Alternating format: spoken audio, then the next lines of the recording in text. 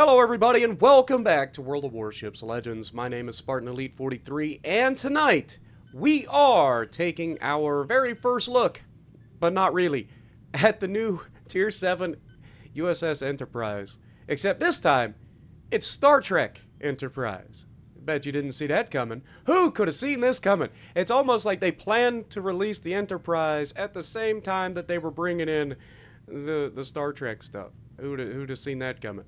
Right? I would have never have called such a thing. Go back and look at my videos.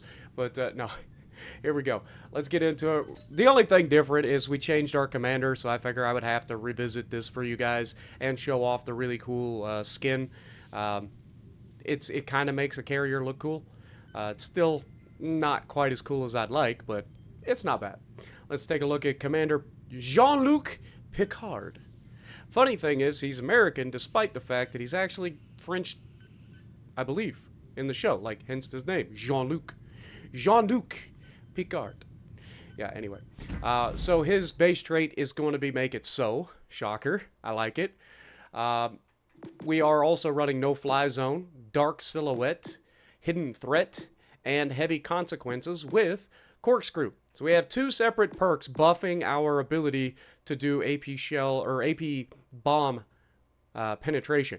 Problem is, they still don't do any damage. Like, these freaking bombs are hilariously, like, underwhelming.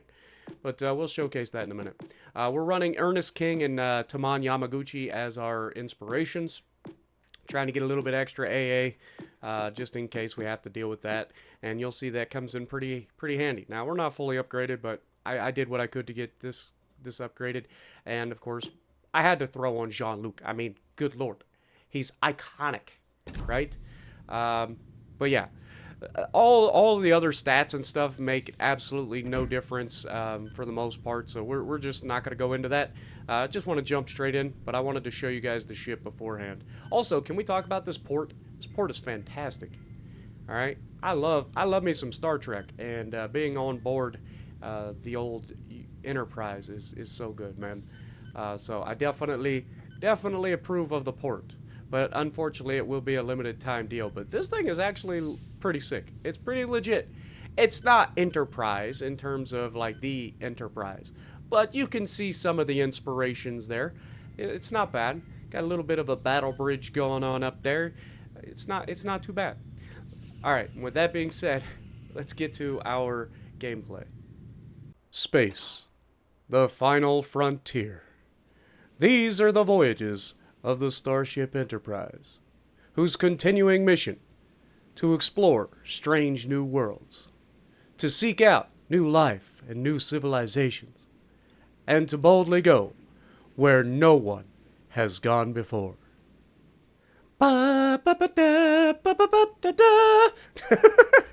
Sorry, I'm a dork. I can't help it.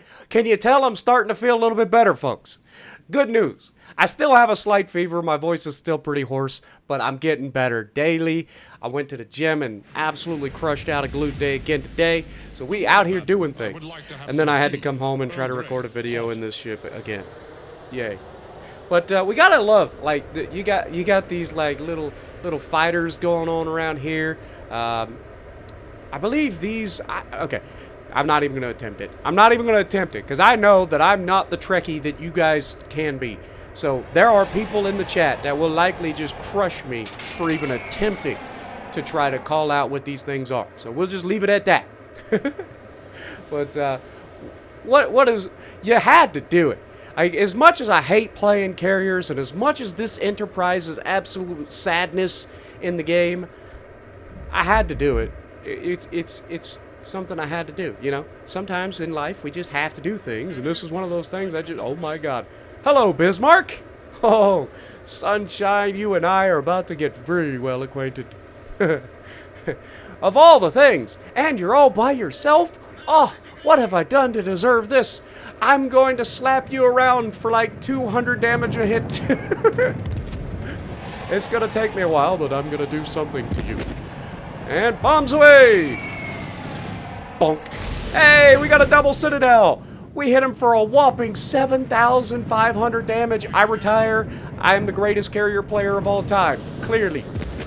But we're going to swing back around, and look at that flak. That is bullshit, all right? I know that the Bismarck can't shoot down planes. This is horseshit. All right? He can't shoot down a freaking biplane with the Bismarck, but he can shoot down space planes? Explain that one to me, Wargaming. I gotta chill. My voice. I gotta chill. Starting to feel good, so I gotta get back into the swing of things. But still, first attack on the Bismarck, we end up with 8,400 damage. That's not bad. We can handle that. This game's going to come down to the wire, by the way, folks. I hope you guys are ready. And at some point, there may be a young man yelling and screaming in the chat. Sometimes it comes through to speakers, sometimes it don't. So if it does come through to speakers, feel free to laugh at the man. But also respect the fact that dude puts in work, so I can't really say anything. Between the two of us, we are going to be instrumental in making sure that the enemy is as dumb as possible. But as you can see, Bismarck, not content to just getting yeeted by the carrier, he's like, screw that, I would rather die to everybody else. I can respect it, but you probably shouldn't be sailing broadside to everybody, but it's okay, because here I come. Wait for it. These are the slowest goddamn bombs on the planet, by the way. If a Bismarck is outrunning your bombs dropping, like, come on. How does a Bismarck outrun 9.2 meters per second squared? Huh? If you get that reference, you're a science nerd, and you are likely into Star Trek. Because some of us actually prefer science, which is why Star Trek is superior to Star Wars. Period. End of story. Alright? Had to get that one out there. I'm not a Star Wars fan. I know there's a lot of Star Wars folks out there that are, but I like the based in science, and I'm throwing air quotes, okay? I understand that the science of Star Trek isn't like there, but it is based in somewhat reality in science, right? Now, as we come in for a beautiful torp strike against this Iowa, pay attention to the fact that this Iowa is like, no, I don't think so. I'm going to turn into your torp strike and make myself as skinny as possible. So then I drop the torps a little bit early because I know I'm flying into a Connecticut's AA and the Iowa's AA, which is not ideal. But then can we just talk about that gap, that Iowa-sized gap? The Iowa is 108 feet wide. 108 feet wide. And there had to be at least 109 feet between the first torpedo and the second torpedo? Really? Come on. Why do I keep getting screwed every time I take carriers out? Like, I see carriers dropping torpedoes. They get the greatest dispersion you have ever seen. I'll see 3 torpedoes stacked on top of one another. Not an inch between them. I don't know how it works, but it does. I never get that. I always get the gap that's just big enough to let the motherfucker get through. But that being said, this Iowa's luck has run out because now he either stays bowing to the bad guy, which is my teammate, or he dodges me. You gotta take your pick, sunshine. And guess what? It's not gonna end in your favor because I ain't taking chances this time. We're gonna look at the gap though. You see what I'm saying? Why is there always like a battleship-sized gap in my torpedoes when I drop them? And that's as tight as I can get them. Like, you can't squeeze it in any further. Ah, man, my voice is going crazy. But still, like, I can't make the cone any shorter. Like, I'm dropping the torps as that cone is completely compressed. And yet, the torpedoes are as far away from one another as humanly possible, just to try to give somebody a chance. Just a chance. And because of that, we only hit 2 of the torpedoes instead of 3. But, again, he doesn't really have anywhere to go. And the Connecticut goes down, thanks to our Jaeger. So I am going to try and put myself in a position to counter this Iowa. And once again, Iowa has to make the choice. He either does or he doesn't care that I exist. And unfortunately for him, I'm going to land all 3 of those and get a flood. Of course, he's going to damage control that, which is going to lead to potential problem for him here in a moment, as my team continue to focus him down, including a York that's likely shooting AG, but then again, maybe not. But Iowa is just in a world of trouble. He's getting countered by Nebraska's planes, he's getting countered by my planes, he's getting countered by my other battleship. But notice that I don't go for the Iowa here. Why? Because there's a destroyer. Now, not only am I spotting this destroyer, which I know my team can't see unless they're paying attention to the minimap, but I'm also putting myself in a... Oh my god, and that's the time that we get the torps that stack on top of each other. You can't make it up, folks. The game literally is rigged against me when it comes to countering freaking anybody else. Like, this is why I don't play carriers. But he walks right into a wall of skill from our Jaeger slash Nebraska, and down goes the Fletcher, which is huge.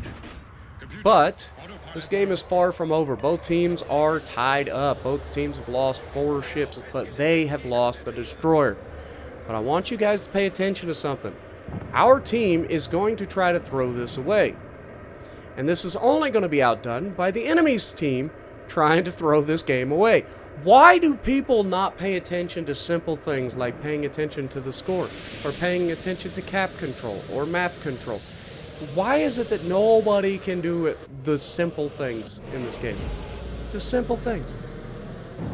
You know? It's the bare necessities, folks. You get that song? You've got culture like me.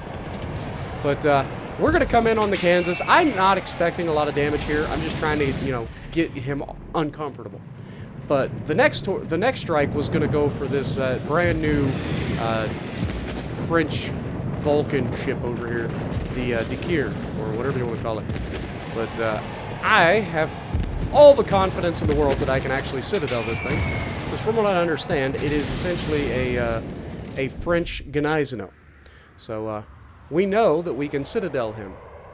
So now that we have definitely demonstrated we can Citadel him, we're going to go back in. And this time we're not going to worry about dropping bombs early. We need to get as many bombs on target as possible. Unfortunately, our team is going to throw this so hard. The freaking Connecticut or whatever is going to get himself rammed like a doof. This is every freaking carrier play. Like, all these carrier battleships, they don't have the awareness to go, I'm going to get rammed. I should probably not just sit here. He loses half his hit points. All right, pay attention to that. Lose half his hit points. York gets his butt kicked as well. But what I want you to pay attention to next as I go for this battleship is the fact that there is going to be a Flint come by. And this Flint is going to get a hero torpedo salvo away. And he is going to kill 2 people. 2 separate people. With a Flint. Now, I know the Flint is an Atlanta with longer range torpedoes, right? It's got, I think, 9.2 kilometer torpedoes. It's got the Benson torps, essentially, I think. But, yeah. It's uncalled for. You can't be doing that, folks. But look, I've already Citadeled this guy multiple times. I'm trying to get as many hits on him as possible, and of course, in true Spartan fashion, we leave him with just enough to get away. But fortunately, somebody takes him down rather quickly. But paying attention, you see the enemy Flint. He's full broadside. Now, why would a Flint be full broadside in front of a battleship and a cruiser? Anybody? Oh, it's because he's trying to torpedo you. Just in case you didn't know. And watch these torpedoes come around the backside of the island. Nebraska runs right into them and just gets absolutely pounded. And then not only that, but he shoots my York and kills both of them at one time. And it's about this time that the little Jaeger gets into the chat and starts singing. I ended up muting him pretty quickly, but hopefully it doesn't show up, but it might. Dumbasses. Yeah. Listen to the song, the mating ritual of a Jaeger. Dumbasses fucking you. Thank you. Dumbasses. The mating ritual of the Jaeger. But in all seriousness, I understand dude's frustration. But at the same time, it is pretty freaking hilarious that he gets into chat. That's the only time he's talked during the entire time, is after his teammates get double striked by a Flint. But I hope you guys got a chuckle out of that, because I sure did. But we had to mute him. Trying to get the torpedoes away, and look at this. Look at this! Once again! The goddamn battleship size gap! It's only there to screw you. It's only there to screw you over.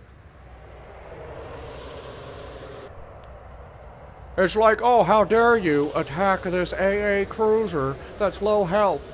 You think you can take it out? I think I'll leave a gap. Thank you, Wargaming, once again for a fantastic gaming experience.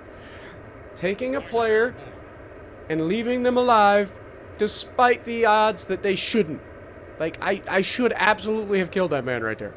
But no, the game has to protect him. Has to. Don't worry. It can't protect him forever. I have armor-piercing bombs with his name on it. Surely he doesn't get away with it, right? Now, this isn't the ideal angle, but he is going to turn in towards me. I'm slowing down. I'm dropping the bombs over top, and... Really? And there's your problem with these goddamn bombs. I land a single one for 200 hull damage. 270 damage is all you get out of an overpen of these things. It is a joke. It is an absolute joke. But as the Jaeger manages to take out the cruiser on the right, I manage to finish off the Flint over here. And that leaves us with a single plane in this squadron, so we're going to go ahead and recall that, and we're going to try to get into the middle cap. Initially, I was thinking about flying out to try to find the carrier, but I figure I better do so because the game is about over. Now, I want you guys to look at the score real quick. You see the score? Now, there is a chance that our Jaeger could get into the cap and flip the points, but it's very, very slim. Like, our Jaeger's considerably away from the center cap, so he would have to get in there and contest for quite a while, right? Because they have like a 50-point lead, and it's growing, right?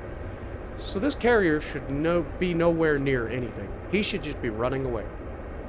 Like, we don't have enough time to flip the points in our favor. We just don't. And so, that being said, what do you think he's going to do? I go ahead and drop some fighters down there to try to take away some of their planes, and our fighters going to fight their fighters, and, you know, somehow somebody's going to survive, and it's my fighters. My fighters win. Shocker. Space fighters beat regular fighters. Who would have seen that coming? But, no, we're going to go in here and fight. Actually, is he also... He's in an Enterprise, too.